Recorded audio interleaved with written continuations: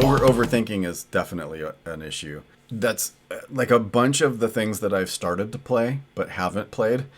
The reason why I haven't played them is like in large part because I got stuck in sort of a paralysis of analysis, thinking like, oh, I could do this and do this. I like had the D&D like the box sets, the starter intro box sets and stuff, and I started thinking about, oh, but I could link these 12 modules together and create a huge adventure. And I like, at that point, you might as well I just am never going to play it. But the trick is to just give yourself permission to, like, the overthinking. If it is true that in solo play, that prep is play, then all of your overthinking is you playing the game. Honestly, that is the game playing for solo play as well. So all of the time that I've ever spent thinking about how I could link, all 30 advanced D&D modules that I have, or however many of those damn things I've got, into a huge campaign, and how they puzzle together and lead from one to the other, and think about like I could do the A modules, and then I could link those to these modules and stuff. That's all part of the play. Like, you are actually playing when you're imagining that sort of stuff.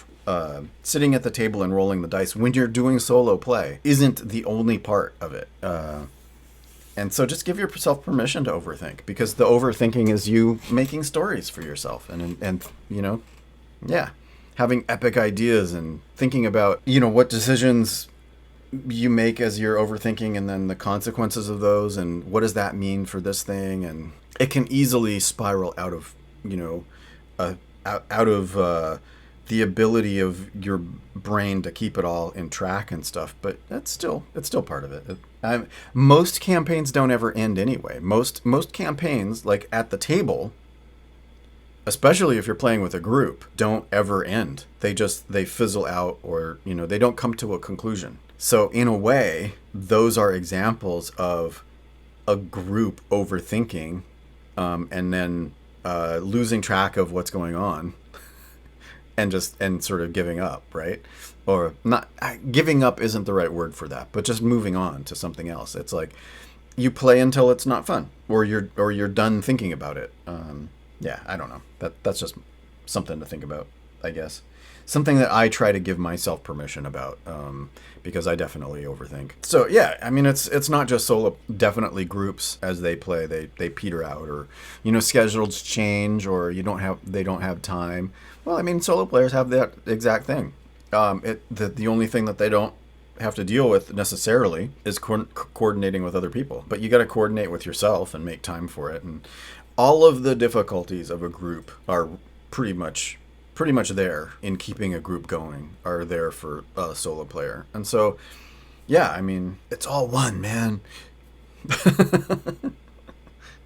Well, that was another thing about, giving permission, is like, realizing also, this is kind of a tangent, but another thing to give your self permission about when you're solo playing is, if you look at some of the safety tools with things like pausing play, rewinding play, veils and lines and things like that, that giving yourself as a solo player permission to rewind and replay a scene is part of your own set of safety tools. Or the rule zero of games is that you got to enjoy it. And so if you've made a decision that makes your game not fun to go back and change it.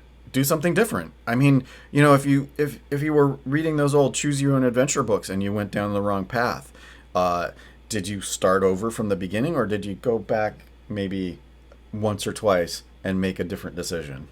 It's like, oh, okay, well, that would have killed me. So in this alternate universe where I didn't make that decision, what if I made this other decision? What would happen? Well, think of...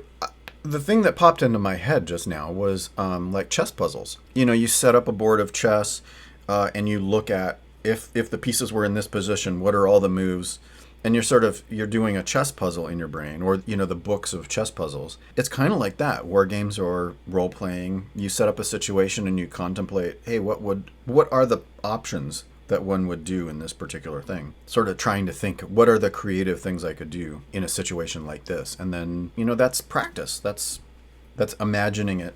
Sports players do that too, imagining games, thinking about games. Or who was it? Wynton Marsalis or somebody like that. I'm trying to remember. God, maybe it was a movie with Denzel Washington where he played like a saxophonist or something like that. But he was inspired by actual musicians who imagine playing their instrument as part of their practice.